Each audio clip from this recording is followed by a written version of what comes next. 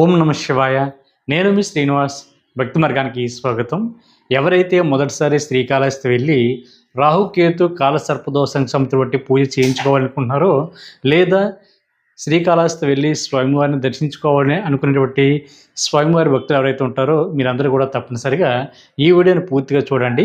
మీకు దేవస్థానానికి సంబంధించి రాహుకేతు కాలసర్పదోషానికి సంబంధించి పూజ టికెట్ ఎంత ఉంటుంది, పూజ అన్నది ఏ విధంగా చేయించుకోవాలి, స్వామివారి దర్శనానికి ఎంత టైం పడుతుంది, అకామిడేషన్ అన్నది ఎక్కడ తీసుకోవాలి, చాలామంది స్వామివారి భక్తులు ఎక్కడ మోసపోతారు, ఏ విధంగా మోసం చేస్తారు అనేటువంటి అన్ని విషయాలు కూడా ఈ వీడియోలో నేను మీతో చెప్పేటువంటి ప్రయత్నం చేస్తాను. కాబట్టి ప్రతి ఒక్కరు కూడా తప్పనిసరిగా మన వీడియోని పూర్తిగా చూడండి. ముందుగా మన వీడియోని అయితే లైక్ చేయండి. మొదటిసారిగా మన భక్తి మార్గం ఛానల్ ఎవరైతే చూస్తున్నారో మీరందరూ కూడా తప్పనిసరిగా మన భక్తి మార్గం ఛానల్ని సబ్స్క్రైబ్ చేసుకోండి. ఇంకా అసలు విషయానికి వస్తే, శ్రీకాళహస్తి అంటే పంచభూత లింగాలలో వాయులింగం ఉన్నటువంటి క్షేత్రమే మనకి శ్రీకాళహస్తి అండి. ఇక్కడ స్వామివారు శ్రీకాళహస్తీశ్వరుడిగా, అమ్మవారు శ్రీ జ్ఞాన ప్రసన్నమ్మగా ఈ ఆలయంలో కొలువై ఉండి భక్తులకైతే దర్శనం జరుగుతుంది. ఈ క్షేత్రంలో చాలామంది రాహుకేతు కాలసర్పదోషానికి సంబంధించి పూజలు అయితే చేయించుకోవడం జరుగుతూ ఉంటుందండి. అంటే వాళ్ళ జాతక చక్రంలో ఉన్నటువంటి కొన్ని రకాల దోషాల కారణంగా శ్రీకాళహస్తి వచ్చి కొంతమంది అయితే ఒక రాత్రి అక్కడే క్షేత్రంలో నిద్ర చేయడం జరుగుతుంటుంది. కొంతమంది రాహుకేతు కాలసర్పదోషానికి సంబంధించి పూజ అయితే చేయించుకోవడం జరుగుతూ ఉంటుంది. సుమారుగా ఈ ఆలయంలో 10 రకాల పూజలు అయితే చేయడం జరుగుతుందండి. జీవితంలో ఒక్కసారి అయినా సరే శ్రీకాళహస్తి వెళ్ళి అక్కడ రాహుకేతు కాలసర్పదోషానికి సంబంధించి పూజ చేయించుకోవాలని పండితులు అయితే చెప్పడం జరుగుతూ ఉంటుంది. కాకపోతే మొదటిసారి ఎవరైతే వెళ్తారో మీరందరూ కూడా చాలా జాగ్రత్తగా శ్రీకాళహస్తి వెళ్ళి అక్కడ రాహుకేతు కాలసర్పదోషానికి సంబంధించి పూజలు అయితే చేయించుకునేటువంటి ప్రయత్నం అండి. మనకి శ్రీకాళహస్తిలోనే రైల్వే స్టేషన్ కూడా అందుబాటులో ఉందండి. రైల్వే స్టేషన్ దగ్గర నుండి సుమారుగా 2 కిలోమీటర్ల దూరంలో మనకి టెంపుల్ అయితే ఉంటుంది. శ్రీకాళహస్తి రైల్వే స్టేషన్ నుంచి బయటికి రాగానే మనకి దేవస్థానానికి సంబంధించిన ఫ్రీ బస్ అయితే అందుబాటులో ఉంటుందండి. అదేవిధంగా ప్రైవేట్ ఆటోలు కూడా అక్కడ అందుబాటులో ఉంటాయి. ఆటో వాళ్ళు అయితే ఒక 20 రూపీస్ తీసుకుని శ్రీకాళహస్తి టెంపుల్ దగ్గర అయితే దింపడం జరుగుతుందండి. మనకి దేవస్థానం సంబంధించి ఫ్రీ బస్ కూడా ప్రతి హాఫ్ అన్ అవర్కి కూడా మీకు అక్కడ అందుబాటులో ఉంటుంది. మీరు ఆ బస్సు ఎక్కినట్లయితే మనకి దక్షిణ గోపురం 4వ నెంబర్ గేట్ వైపు అయితే తీసుకెళ్ళడం జరుగుతుందండి. ఒకవేళ మీరు ఆటో ఎక్కినా కూడా ఆటో వాళ్ళతో చాలా క్లియర్గా చెప్పండి, దక్షిణ గోపురం 4వ నెంబర్ గేట్ వైపు మిమ్మల్ని దింపమని చెప్పండి. ఎందుకంటే ఈ దక్షిణ గోపురం వైపే మీరు రెడీ అవ్వడానికి కావాల్సినటువంటి అన్ని సౌకర్యాలు కూడా మీకు అక్కడ అందుబాటులో ఉంటాయండి. అంటే బాత్రూమ్లు కానీ ఆడవారికి సెపరేట్గా, మగవారికి సెపరేట్గా బాత్రూమ్లు, వాష్రూమ్లు అందుబాటులో ఉంటాయి. అకామిడేషన్ తీసుకోవడానికి సిఆర్ఓ ఆఫీస్ అక్కడే ఉంటుంది. అదేవిధంగా మనకి డార్మెటరీ హాల్ కూడా మీకు అక్కడే అందుబాటులో ఉంటుందండి. ఆటో ఫెసిలిటీ ఇవన్నీ కూడా మీకు దక్షిణ గోపురం వైపు 4వ నెంబర్ గేట్ వైపు అందుబాటులో ఉంటాయి. అదేవిధంగా మనకి స్వామివారి దర్శనానికి వెళ్ళేటువంటి పూజా సామాగ్రి కానీ, లేదా మనకి ఈ రాహుకేతు కాలసర్పదోషానికి సంబంధించి పూజా టికెట్లు కూడా ఈ దక్షిణ గోపురం వైపు 4వ నెంబర్ గేట్ వైపు వెళ్తే మీరు తొందరగా తీసుకోవడానికి అయితే అవకాశం ఉంటుంది. అదేవిధంగా మనకి పూజకు సంబంధించిన టికెట్లు కూడా ఇదే దక్షిణ గోపురం వైపు మీకు అమ్మడం జరుగుతుందండి. అదేవిధంగా మనకి దేవస్థానం సంబంధించి లాకర్స్ కూడా అందుబాటులో ఉంటాయి. అకామిడేషన్ కూడా మీకు ఇదే ప్లేస్లో ఇవ్వడం జరుగుతుంది. స్వామివారి అన్నప్రసాదం కానీ, లేదా మనకి స్వామివారి ప్రసాదం కానీ ఈ దక్షిణ గోపురం వైపే మీకు అందడానికి అవకాశం ఉంటుంది. మీరు ఎవరైతే మొదటిసారి వెళ్తున్నారో మీరు ఇక్కడ చాలా జాగ్రత్తగా వెళ్ళండి. కొంతమంది ఆటో వాళ్ళు దక్షిణ గోపురం వైపు 4వ నెంబర్ గేట్ వైపు ఆటోలు వెళ్ళవండి, లేదా టెంపుల్లో రెడీ అవ్వడానికి ఎటువంటి సౌకర్యాలు కూడా అందుబాటులో లేవని చెప్పి చాలామంది శ్రీవారి భక్తులను అయితే మోసం చేయడం జరుగుతుంది. వాళ్ళ టైప్ అయినటువంటి ప్రైవేటు లాడ్జీలు కానీ, హోటల్స్ కానీ, మనకి ఇటువంటి రెస్టారెంట్లు ఏవైతే ఉన్నాయో అక్కడికి తీసుకువెళ్ళి వీళ్ళు అక్కడైతే అమౌంట్ అయితే అధికంగా తీసుకోవడం జరుగుతుందండి. మీరు ఆటో వాళ్ళతో చెప్పినప్పుడు చాలా జాగ్రత్తగా చెప్పండి. ఖచ్చితంగా దక్షిణ గోపురం వైపు 4వ నెంబర్ గేట్ వైపు దింపని చెప్పండి. ఒకవేళ మీకు అకామిడేషన్ కూడా దేవస్థానం సంబంధించిన అకామిడేషన్ మీకు అందుబాటులో లేదనుకోండి, అక్కడ మీకు ఆఫ్లైన్లో ఇవ్వడం జరుగుతుంది. ముందుగా ఆన్లైన్లో కూడా దేవస్థానం సంబంధించిన అకామిడేషన్ కూడా బుక్ చేసుకోవడానికి అయితే అవకాశం ఉంటుందండి. ఒకవేళ అకామిడేషన్ కూడా దేవస్థానాన్ని మీకు అందుబాటులో లేకపోతే దాని చుట్టూ మీకు ప్రైవేట్ హోటల్స్ కానీ, ఇవన్నీ కూడా లాడ్జ్లు కానీ, ఇవన్నీ కూడా మీకు అందుబాటులో ఉంటాయండి. వాళ్ళ దగ్గర చాలా జాగ్రత్తగా బేరపడుకుని మీరు అకామిడేషన్ తీసుకోండి. అంతేగాని కొంతమంది ఆటో వాళ్ళ చేతిలో మోసపోవద్దు. కొంతమంది అయితే చాలా జెన్యూన్గా ఉంటారు. కొంతమంది అయితే వాళ్ళ టైప్ అయినటువంటి ఈ హోటల్ దగ్గరికి అయితే తీసుకువెళ్ళి మీరు దేవస్థానం దగ్గర ఎటువంటి ఫెసిలిటీస్ అందుబాటులో లేవు, స్నానం చేయడానికి కానీ, విశ్రాంతి తీసుకోవడానికి, రెడీ అవ్వడానికి ఎటువంటి ఏమీ లేవని చెప్పి చాలామంది శ్రీవారి భక్తులను అయితే మోసం చేయడం జరుగుతుంది. కాబట్టి మీరు అటువంటి మాయలో కానీ, ట్రాప్లో కానీ పడకుండా మీరు ఖచ్చితంగా దక్షిణ గోపురం 4వ నెంబర్ గేట్ వైపు వైపు దిగండి. దిగి మీరు వెళ్ళిన తర్వాత మీకు అక్కడే అన్నీ చాలా క్లియర్గా కనిపిస్తూ ఉంటాయి. ఆడవారికి సెపరేట్గా, మగవారికి సెపరేట్గా వాష్రూమ్ కానీ బాత్రూమ్ కానీ అక్కడ అందుబాటులో ఉంటాయి. అక్కడే మీరు స్థానం ఆచరించి మీరు దక్షిణ గోపురం వైపు గేట్ ఉంటుంది కాబట్టి 4 నెంబర్ గేట్ వైపు లోపలికి వెళ్ళిన తర్వాత మనకి ఇక్కడ శ్రీకాళహస్తిలో రాహుకేతు కాల సర్పదోషానికి సంబంధించిన పూజ టికెట్లు మనకి 5 రకాల రేట్లో అయితే అందుబాటులో ఉంటుందండి. మీకు నచ్చిన బట్టి రేట్లో టికెట్ అయితే తీసుకుని పూజ అయితే చేయించుకునే ప్రయత్నం చేయండి. 1 500 రూపాయలు, 2 750 రూపాయలు, 3 1500 రూపాయలు, 4 2500 రూపాయలు, 5 5,000 రూపాయల వరకు కూడా మీకు ఈ రాహుకేతు పూజ సంబంధించిన టికెట్ అయితే మీకు అందుబాటులో ఉంటుంది. మీకు శివయ్య గోపురం దగ్గర అంటే దేవస్థానానికి లోపలికి ఎంటర్ అయిన తర్వాత మనకి బ్యాక్ సైడ్ శివయ్య గోపురం వెనకాల మనకి 300 రూపాయలు, అదేవిధంగా ఓం వెంకటేశాయ 500 రూపాయలు, 750 రూపాయలు టికెట్ అయితే మీకు అందుబాటులో ఉంటుంది. మిగిలినటువంటి 1500 కానీ, 2500 కానీ, 5000 రూపాయల దర్శనం టికెట్ అయితే ఉంజుల సేవ మండపం దగ్గర అంటే మీరు దక్షిణ గోపురం వైపు లోపలికి ఎంటర్ అయిన వెంటనే మనకి లెఫ్ట్ సైడ్ ఉంజుల మండపం ఉంటుందండి. అక్కడైతే టికెట్ అయితే ఇవ్వడం జరుగుతుంది.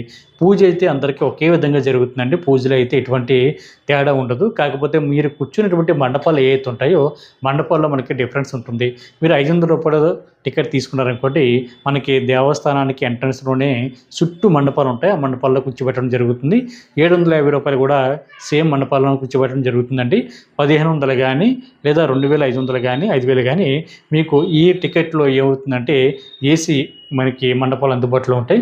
అదేవిధంగా 5,000 రూపాయల టికెట్ తీసుకుంటే స్వామివారికి దర్శనకు వెళ్తున్నప్పుడు మనకి గర్భాలయానికి దగ్గరలో మనకి అన్ని మండపాలు ఉంటాయండి. ఆ మండపాల్లో కూడా మీకు పూజ అయితే చేయడం జరుగుతుంది. కాకపోతే పూజ అన్నది అందరికీ సేమ్ ఒకే విధంగా ఉంటుందండి. ప్రతి 1 అవర్కి కూడా ఒక బ్యాచ్ చొప్పున పూజ అయితే జరుగుతూ ఉంటుంది. ప్రతిరోజు కూడా ఉదయం 6 గంటల నుండి సాయంత్రం 6 గంటల వరకు కూడా ఈ రాహుకేతు పూజ అన్నది కంటిన్యూగా జరుగుతూ ఉంటుందండి. ఈ టెంపుల్ ఓపెనింగ్ వచ్చి మనకి తెల్లవారుజామున 5 గంటల నుంచి కూడా గోపూజ దగ్గర నుంచి సుప్రభాత సేవ దగ్గర నుంచి కూడా టెంపుల్ అయితే ఓపెన్ ఉంటుంది. దర్శనానికి అయితే ఉదయం 6 గంటల నుంచి వాళ్ళు పంపించడం జరుగుతుంది. రాత్రి 9 గంటల వరకు కూడా టెంపుల్ అయితే ఓపెన్ ఉంటుందండి. కాకపోతే రాహుకేతు పూజ అన్నది ఉదయం 6 గంటల నుంచి సాయంత్రం 6 గంటల వరకు కూడా కంటిన్యూగా జరుగుతుంటాయి. ప్రతిరోజు జరుగుతాయండి. మనకి ముఖ్యంగా రాహుకేతు సమయాలు ఏవైతే ఉన్నాయో మధ్యాహ్నం మట్లో ఆ టైంలో పూజలు అయితే అధికంగా జరుగుతాయి. అదేవిధంగా మనకి అమావాస్య రోజుల నాడు కానీ లేదా గ్రహణాల టైంలో కూడా అధిక సంఖ్యలో ఇక్కడైతే రాహుకేతు పూజ అయితే జరుగుతూ ఉంటుందండి. కాబట్టి మీరందరూ కూడా మీరు దేవస్థానానికి వెళ్ళే టికెట్ మీ అంతటి మీరే స్వయంగా కౌంటర్లోకి వెళ్ళి కొనుక్కోండి. ఇక్కడ కూడా కొంతమంది దళారులు ఏం చేస్తున్నారంటే టికెట్ మేము తెచ్చిస్తామండి, క్రౌడ్ ఎక్కువ ఉంది, జనాలు ఎక్కువగా ఉన్నారని చెప్పి వీళ్ళ దగ్గర అధిక మొత్తంలో అంటే కొంచెం అమౌంట్ ఎక్కువగా తీసుకోవడం జరుగుతుందని చాలామంది భక్తులు అయితే చెప్పడం జరిగింది.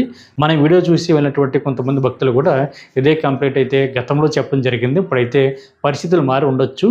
కాబట్టి మీరు ఎవరి మాయలో కూడా పడవద్దండి. చాలా అందంగా మాట్లాడతారు.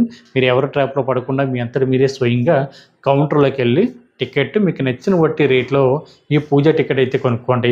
మీరు పూజా సామాగ్రి బయట నుంచి తీసుకునే అవసరం లేదండి. మీరు కొనుక్కున్నటువంటి పూజా టికెట్లోనే దేవస్థానం వారే మొత్తం పూజ కిట్ అంతా ఇవ్వడం జరుగుతుంది. పువ్వులు కానీ, కొబ్బరికాయ కానీ, అరటిపళ్ళు కానీ, పసుపు, కుంకుమ, అగరబత్తులు, అదేవిధంగా 2 రకాల ధాన్యాలు, అదేవిధంగా ఎరుపు రంగు క్లాత్, అదేవిధంగా బ్లాక్ కలర్ క్లాత్ కూడా ఇవ్వడం జరుగుతుంది. 2 రకాల ధాన్యాలు కూడా ఇవ్వడం జరుగుతుంది. అదేవిధంగా రాహుకేతుకు సంబంధించిన ఎండి విగ్రహాలు కూడా మీరు కొనుక్కున్నటువంటి పూజా టికెట్లోనే ఒక కిట్ అయితే ఇవ్వడం జరుగుతుంది. అందులోనే సమస్తం ఉంటాయి కాబట్టి మీరు బయట నుంచి ఎటువంటి పూజా సామాగ్రి కానీ తీసుకువెళ్ళవలసినటువంటి అవసరం లేదు. మీరు అక్కడే దేవస్థానం దగ్గర మీరు రెడీ అయ్యి సంప్రదాయ వస్త్రాల్లోని మీరు వెళ్ళండి, సరిపోతుంది. ఈ పూజ ఏ విధంగా చేయాలన్నది అక్కడ ఉన్నటువంటి దేవస్థానం సంబంధించిన పండితులు అయితే చాలా క్లియర్గా మీ అందరికీ కూడా అర్థమయ్యే విధంగా వాళ్ళు చెప్పడం జరుగుతుందండి. కాకపోతే మీరు పూజకి వెళ్తున్నప్పుడు ఖచ్చితంగా 3 విషయాలు తెలుసుకుని వెళ్ళండి. 1 మీ యొక్క గోత్రం, మీ యొక్క జన్మ నక్షత్రం, మీ జన్మ రాశి, ఈ 3 తెలుసుకుని వెళ్ళండి. దానివల్ల అక్కడ సంకల్పం చెప్తున్నప్పుడు మీకు ఈజీ అవుతుంది. అదేవిధంగా ఒక టికెట్ మీద భార్యాభర్తలు కానీ లేదా అన్నదమ్ములు కానీ ఇలాగ పాల్గొనడానికి అయితే అవకాశం ఉంటుందండి. ఒక టికెట్ మీద 2 అయితే పంపించడం జరుగుతుంది. కాబట్టి మీరు ఎవరు కూడా ఎటువంటి కంగారు కానీ ఎటువంటి ఇబ్బంది కానీ పడనవసరం లేదండి. అక్కడ దేవస్థానం సంబంధించిన పండితులు ఎవరైతే ఉంటారో వాళ్ళు రాహుకేతు పూజ అన్నది ఏ విధంగా చేయాలన్నది చాలా క్లియర్గా స్టెప్ బై స్టెప్ మీకు అందరికీ అర్థమయ్యే విధంగా వాళ్ళు చెప్పడం జరుగుతుంది. అంటే మనకి 4 లాంగ్వేజ్లో పూజ ఏ విధంగా చేయాలన్నది చెప్పడం జరుగుతుందండి. 1 తెలుగు, తమిళ్, హిందీ, ఇంగ్లీష్ లాంగ్వేజ్లో వాళ్ళు పూజ ఏ విధంగా చేయాలన్నది చాలా క్లియర్గా స్టెప్ బై స్టెప్ మీ అందరికీ కూడా అర్థమయ్యే విధంగా చెప్పడం జరుగుతుంది. ఒకవేళ అప్పుడు కూడా మీకు ఇంకా అర్థం కాలేదనుకోండి, దేవస్థానం సంబంధించిన బట్టి సిబ్బంది మీకు అందుబాటులో ఉంటారండి. వాళ్ళు ఏ టైంలో ఏం చేయాలన్నది వాళ్ళు కూడా మనం ఫాలో అవుతూ ఉంటారు. వాళ్ళు చెప్పడం జరుగుతుంది. మనకి మండపం ఏ విధంగా అక్కడ సర్దుకోవాలి, తమలపాకులు ఎప్పుడు పెట్టాలి, కొబ్బరికాయ ఎప్పుడు కొట్టాలి, అంటే ధాన్యాలు ఏ విధంగా మీరు అక్కడ పెట్టాలి, పసుపు ఎప్పుడు వేయాలి, కుంకుమ ఎప్పుడు వేయాలి, పువ్వులు ఎప్పుడు జల్లాలి, ఇటువంటి అన్ని విషయాలు కూడా అక్కడ ఉన్నటువంటి పండితులు చెప్తారు. ఇంకా అర్థం కాకపోతే అక్కడ ఉన్నటువంటి దేవస్థానం సంబంధించిన సిబ్బంది కూడా ఈ పూజ ఏ విధంగా చేయాలో వాళ్ళైతే మీ అందరికీ కూడా అర్థమయ్యే విధంగా మీకు చెప్పడం జరుగుతుంది. కాబట్టి పూజ విషయంలో అయితే మీరు ఎటువంటి కంగారు కానీ ఎటువంటి ఇబ్బంది కానీ మీరు పడనవసరం లేదు. మీరు ధైర్యంగా వెళ్ళొచ్చు. పూజ అనంతరం కూడా వెండి విగ్రహాలు 2 ఉంటాయండి. అంటే రాహు కేతుకు సంబంధించి వెండి విగ్రహాలు 2 ఉంటాయి. ఆ వెండి విగ్రహాలను మీరు తీసుకుని స్వామివారి దర్శనానికి వెళ్తున్నప్పుడు వెనక్కి తిరిగి చూడకుండా విగ్రహాలు అయితే ఉండిలో వేయాలి.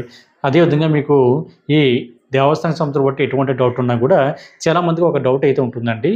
అంటే శ్రీకాళహస్తి వెళ్తే లేదా రాహుకేతు పూజ చేయించుకుంటే మిగిలినటువంటి ఏ దేవస్థానానికి వెళ్ళకూడదంట కదండి, లేదా కొంతమంది బంధువుల ఇంటికి వెళ్ళకూడదంట కదా అని ఇలా రకరకాలుగా చెప్తూ ఉంటారండి. అదేవిధంగా నియమాలు కూడా చెప్తూ ఉంటారు. నాన్ వెజ్ తినవచ్చా తినకూడదా, నూనె వస్తువులు తినవచ్చా తినకూడదా, ఇటువంటి చాలా డౌట్స్ చాలామంది భక్తులకు ఉంటాయి. కాబట్టి మీకు ఎటువంటి డౌట్ ఉన్నా కూడా దేవస్థానం సంబంధించి పండితులను అడిగితే వాళ్ళు చాలా క్లియర్గా మీకు అర్థమయ్యే విధంగా చెప్పడం జరుగుతుంది. కాబట్టి మీరు ఎవరు కూడా ఎటువంటి కంగారు కానీ ఎటువంటి ఇబ్బంది కానీ పడవసరం లేదు. మీరు శ్రీకాళహస్తిలో మనకి ప్రధానంగా 4 ముఖాల్లో 4 దేవతలు అయితే ఉంటారండి. ముందుగా మనకి స్వామివారి దర్శనం వెళ్తున్నప్పుడు పాతాళ గణపతి ఉంటారు. ముందు పాతాళ గణపతిని మీరు దర్శనం చేసుకోండి. దాని తర్వాత మీరు వెళ్తున్నప్పుడు దక్షిణమూర్తి కూడా మనకి అక్కడ దర్శనం అవ్వడం జరుగుతుంది.